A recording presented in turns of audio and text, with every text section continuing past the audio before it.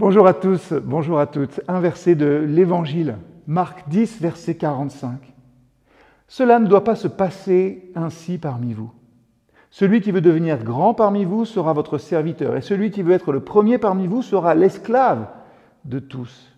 Car le Fils de l'homme n'est pas venu pour être servi, mais pour servir et donner sa vie comme rançon pour libérer une multitude de gens.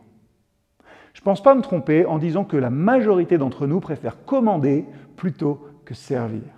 L'ambition mène rapidement finalement à la rivalité. L'ambition mène rapidement à des sentiments amers. Et dans ce récit, Jésus nous donne une leçon précieuse sur la signification de l'autorité. L'autorité, quelle qu'elle soit, n'a qu'un seul but, c'est le service. Est-ce que je regarde l'autorité qui m'a été donnée comme une occasion de servir ? Ou est-ce que je cherche davantage à être obéi immédiatement et exactement ? Est-ce que je recherche ça plutôt que d'être un exemple pour les autres ? Comment est-ce que je peux ressembler plus à Jésus finalement dans l'exercice de mon ministère, de mon autorité ? Jésus marque le contraste entre les serviteurs de son royaume et les princes et les grands des royaumes de ce monde. Ceux qui dominent, usent d'autorité, et les termes grecs sont assez forts ici dans le texte. Ceux qui usent de leur puissance et qui n'ont pour principe finalement qu'un droit extérieur et pour moyen que la force.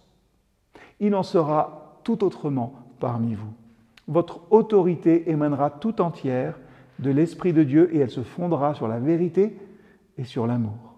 Et dans de telles conditions, vouloir être grand, c'est descendre. Vouloir être le premier, c'est devenir esclave. Et il en sera réellement ainsi au grand jour où les secrets des cœurs seront révélés. Et c'est ce qu'indique aussi dans notre texte les verbes qui sont clairement au futur. Alors, prions aujourd'hui. Peut-être prions simplement ces mots. Jésus, aide-moi à aspirer aux choses d'en haut. Ne laisse pas mon cœur devenir ambitieux, mais rends-le doux et humble comme le tien. Alors, un défi en forme d'une seule phrase que je mets en jeu, moi le premier.